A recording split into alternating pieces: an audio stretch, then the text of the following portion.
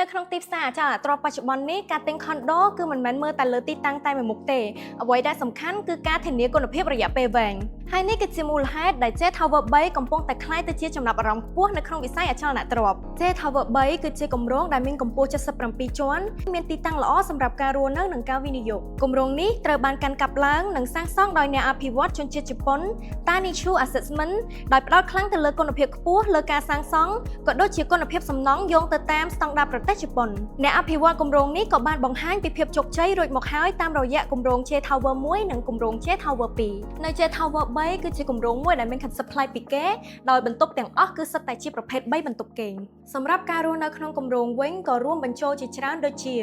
ទីកន្លែងកម្សាន្តនិងសម្រាកលំហែកាយ